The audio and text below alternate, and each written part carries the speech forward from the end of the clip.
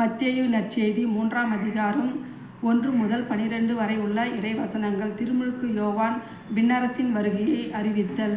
அக்காலத்தில் திருமுழுக்கு யோவான் யூதேயாவின் பாலை நிலத்துக்கு வந்து மனமாறுங்கள், ஏனெனில் விண்ணரசு நெருங்கிவிட்டது என பறைசாற்றி வந்தார். இவரை குறித்தே பாலை நிலத்தில் குரல் ஒன்று முழங்குகிறது, ஆண்டவருக்காக வழியை ஆயத்தமாக்குங்கள், அவருக்காக பாதையை செம்மையாக்குங்கள் என்று இறைவாக்கினர் எசையா உரைத்துள்ளார்.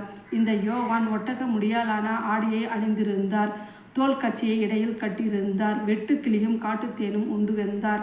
எருசலேமிலும் யூதேயா முழுவதிலும் அடுத்துள்ள பகுதிகள் அனைத்திலும் இருந்தவர்கள் அவரிடம் சென்றார்கள். அவர்கள் தங்கள் பாவங்களை அறிக்கையிட்டு யோர்தான் ஆற்றில் திருமுழுக்கு பெற்று வந்தார்கள். பரிசேயர் சதுசேயர் பலர் தம்மிடம் வருவதைக் கண்டு அவர் அவர்களை நோக்கி, விரியன் பாம்பு குட்டிகளே, வரப்போகும் சினத்தில் இருந்து தப்பிக்க இயலும் என உங்களிடம் சொன்னவர் யார்?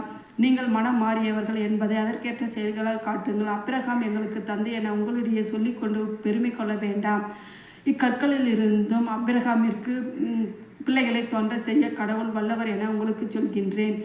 ஏற்கனவே மரங்களின் வேறருகே கோடாரி வைத்தாயிற்று. நற்கனி தராத மரமெல்லாம் வெட்டுண்டு தீயில் போடப்படும். நீங்கள் மனம் மாறுவதற்காக நான் தண்ணீரால் உங்களுக்கு திருமுழுக்கு கொடுக்கின்றேன். ஆனால் எனக்கு பின் ஒருவர் வருவார், அவர் என்னை விட வலிமை மிக்கவர். அவருடைய மிதியடிகளை தூக்கிச் செல்லக்கூட நான் தகுதியற்றவன். அவர் தூயாவி என்னும் நெருப்பால் திருமுழுக்கு கொடுப்பார். அவர் சுலகை தம் கையில் கொண்டு கோதுமையையும் பதரையும் பிரித்தெடுப்பார்.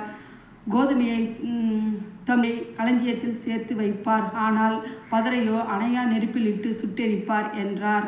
நன்றி.